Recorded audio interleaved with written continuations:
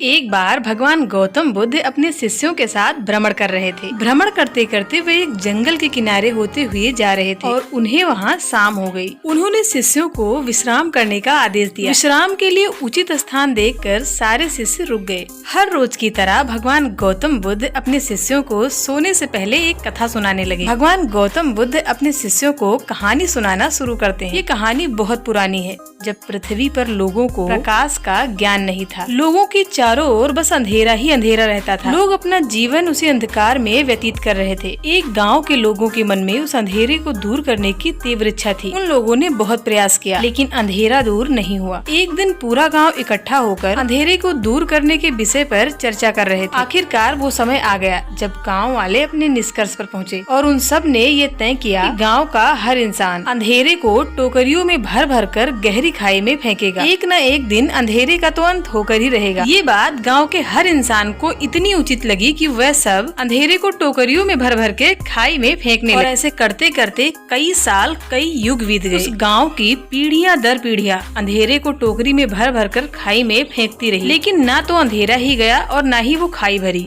लोग इस काम को करते करते बहुत ऊब गए, लेकिन अंधेरे को टोकरी में भरकर खाई में फेंकने की एक परंपरा बन गई। और फिर एक नई पीढ़ी आई जिसे यह रिवाज निरर्थक लगा। उस गांव का एक नौजवान एक दूसरी गांव की लड़की से प्रेम विवाह करके अपने घर ले आया और पहले ही दिन घर का हर सदस्य उसके पीछे पड़ गया। उन सब ने बस एक ही रट लगा रखी थी कि गृह प्रवेश बाद में होगा, पहले 5 टोकरी अंधेरे को भरकर खाई में फेंको। ये सुनकर वो लड़की हंसने लगी और वो वहाँ से अपने कमरे में गई। कमरे से वापस लौटने पर उसके हाथ में एक दीपक था जो वो अपने मायके से लाई थी। उसने उस दीपक में बाती और तेल डाला, 2 पत्थरों को रगड़कर आग प्रज्वलित की और जिससे उस दीपक को जलाया। दीपक के जलते ही अंधेरा गायब हो गया और चारों तरफ उजाला ही उजाला हो गया। उस दिन से उन लोगों ने अंधेरे को फेंकना छोड़ दिया, क्योंकि वे लोग दीपक जलाना सीख चुके थे।